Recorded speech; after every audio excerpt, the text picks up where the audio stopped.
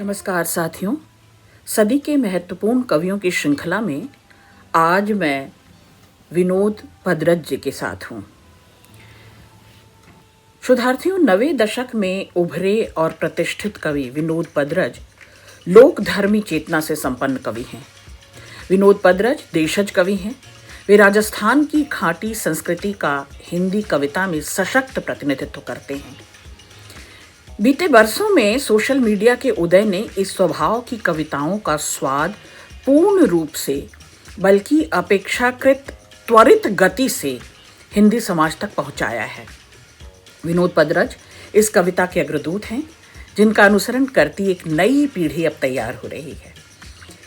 विनोद जी के हालिया कविता संग्रह का नाम उनके कवि की प्रकृति के अनुकूल ही है। भीतर के कवि की प्रकृति के अनुकूल है देश।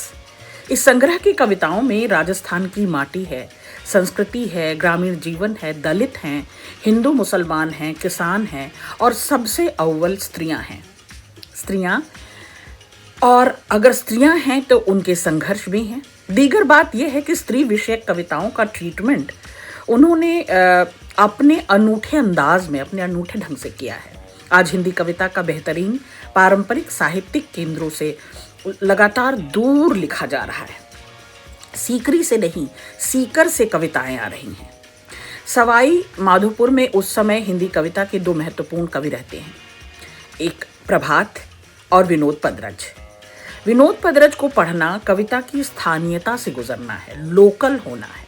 इस ग्लोबल दौर में लोकल होना है, तो उनकी कविताएं लोकल का पता देती हैं। कोई तो रंग है और अगन जल, इन संग्रहों में कवि विनोद भद्रज सवाई माधोपुर का पूरा वृतांत देते हैं। तीसरा संग्रह इनका देश बोधि प्रकाशन से इसी वर्ष प्रकाशित हुआ है। स्थानीयता को सलीके से बरतना, सलीके से उभारना और शिल्प की कसावट के लिए विनोद भद्रज जाने माने जाते हैं। इस संग्रह के लिए उन्हें हमारी ओर से और हमारे शोधार्थियों की ओर से बहुत बहुत बधाई। विनोद भद्रज जी की पहली मेरी पसंद की कविता है पिता और पेड़। कुल्हाड़ी उठती है और खचाक मेरी नींद में 1 इंच गड्ढा हो जाता है। खचाक खचाक काटा जा रहा है पेड़, मेरी नींद लहलुहान हो रही है। भयाक्रांत पसीने से तरबतर सराबोर चिल्ला उठता हूं मैं, ओ पिता, पिता मेरे, तुम ठीक तो हो? सहसा लौटने लगती है चेतना, सुनाई पड़ता है फिजा में गूंजता गीत, कटते हुए पेड़ की हवा गा रही है। चारों तरफ लकड़हारे हैं, फिर भी पेड़ कहाँ हारे हैं। आप देख रहे हैं इस कविता में एक सोक्ति अमर हो जाती है, अमिट हो जाती है और दूर तक अपनी अनुगूंज लिए हुए है। चारों तरफ लकड़हारे हैं, फिर भी पेड़ कहाँ हारे हैं। तो ये जो हरियाली है, जो उर्वरा है, जो ताजगी है, जो संभावना है, और पिता के रूप में जो वटवृक्ष हैं, जो अपनी जड़ों में जितने गहरे हैं, अपने विस्तार में भी उतने पसरे हुए हैं, उनका विस्तार भी उतना ही अनंत है। तो पिता और पिता का गंवई संस्कार, पिता का लाज लिहाज और पिता की पोषण, सुरक्षा, संरक्षण की इस पूरी कविता में एक लय सी बनती है। आप देखें कि ये कुल्हाड़े जो समूचे जंगल को नाश किए जा रहे हैं, इन कुल्हाड़ों को ये नहीं पता कि वे अपने ही हत्थे को बर्बाद कर रहे हैं, अपनी ही नस्ल को और अपनी ही आने वाली तमाम संभावनाओं को काटे दे रहे हैं, ख़त्म कर दे रहे हैं, समूल नाश कर रहे हैं। और केवल जंगल नष्ट नहीं हो रहे, पिता का वो गंवई संस्कार नष्ट हो रहा है, जल जंगल जमीन नष्ट नहीं हो रही, आने वाली संततियों के लिए जो संभावनाएं बची रहनी चाहिए वे भी नष्ट हो रही हैं। तो यह कविता बेहतरीन है इस मायने में। अगली कविता, उत्सव में औरतें। उत्सव में आई हैं औरतें, पाउडर की घनी परतों के पीछे भी नहीं छिप सकी है आंखों की तलहटी की कालिक। होठ हंसते हैं पर मन उदास है, होठ हंसते हैं पर मन उदास है। कहाँ खो गई इनके भीतर की वे लड़कियां जिनकी किताबों में मोरपंख दबे थे, जो मेघों की छाह में खूब दूर दूर तक दौड़ना चाहती थीं बालुई रेत पर, जिन्हें हम खरगोश और चंचल हिरनियां कहाँ करते थे। कहाँ हैं वे? कहाँ खो गईं इनके भीतर की वे लड़कियां जिनके किताबों में मोरपंख दबे थे, जो मेघों की छाह में खूब दूर दूर तक दौड़ना चाहती थीं बालुई रेत पर, जिन्हें हम खरगोश और चंचल हिरनियां कहा करते थे।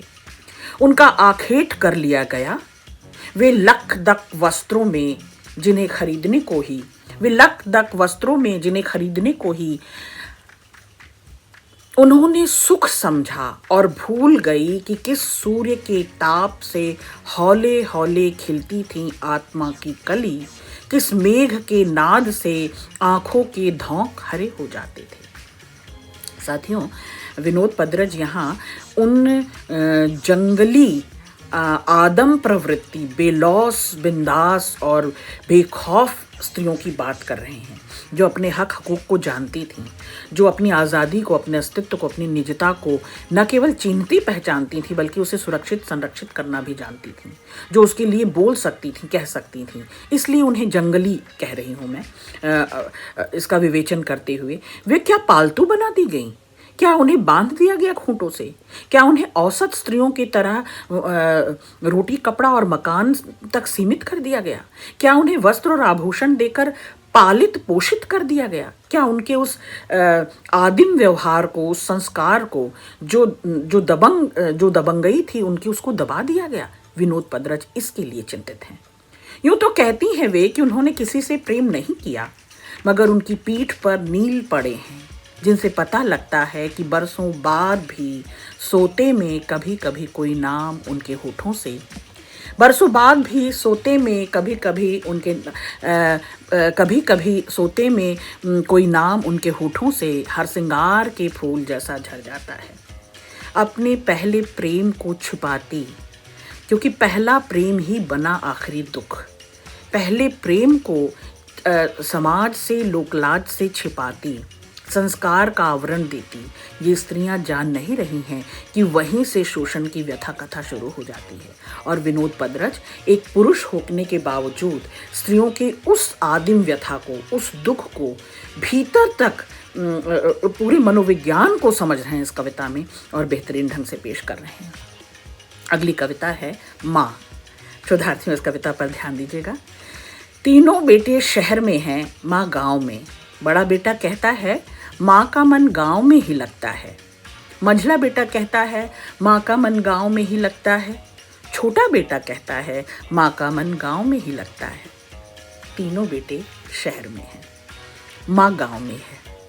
एक बार गई थी हौसी हौसी बड़े बेटे के यहाँ और 15 दिन में लौट आई थी। एक बार गई थी हौसी हौसी मझले बेटे के यहाँ और 5 दिन में लौट आई थी। एक बार गई थी हौसी हौसी छोटे बेटे के यहाँ और 2 ही दिन में लौट आई थी। अब माँ भी कहती है उसका मन गांव में ही लगता है। यह दीगर बात है कि हर महीने पेंशन मिलते ही तीनों बेटे गांव आ जाते हैं, माँ को संभाल जाते हैं। पिता की पेंशन मिलते ही माँ जब एक सुरक्षा, एक संरक्षण की खो में होती है, जब पिता की पेंशन मिलते ही माँ मजबूत होती है, माँ बलशाली होती है, तब वे तीनों बेटे जो शहर में हैं आ जाते हैं अपनी अपनी खुराक के लिए, अपनी अपनी ज़रूरत के लिए, अपनी अपनी इच्छा के लिए माँ को संभाल जाते हैं। वरना उनके घरों में माँ की बसावट नहीं है।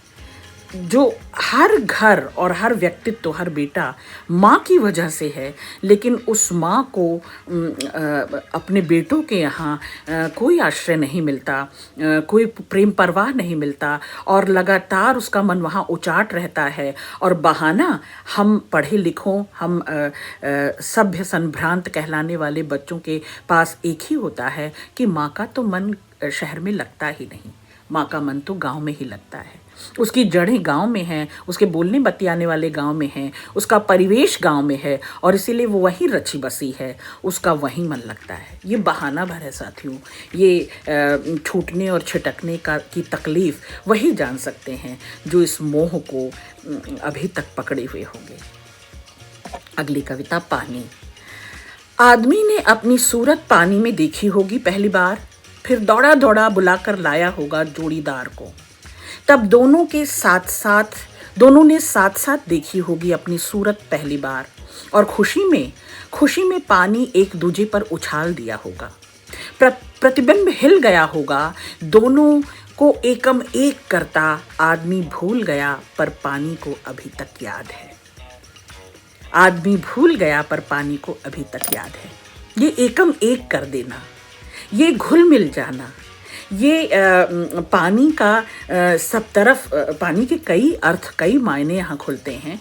आदमी अपनी इस आदिम ज़रूरत को, और ज़रूरत नहीं, जो आपका पोषण है, जो आपका पालक है, जो आपके लिए जीवन है, उसकी सुरक्षा संरक्षण भूल चुका है, उसका लगातार दोहन कर रहा है, और अपनी इन बुनियादी ज़रूरतों को, पानी आब है, रुआब है, इज़्ज़त है, आबरू है, पानी ज़रूरत है, बेसिक है, और आदमी उसके दोहन में लगातार भूलता जा रहा है कि ये वही है जिससे हमारा जीवन है। बेहतरीन कविता। अगली कविता है स्त्री।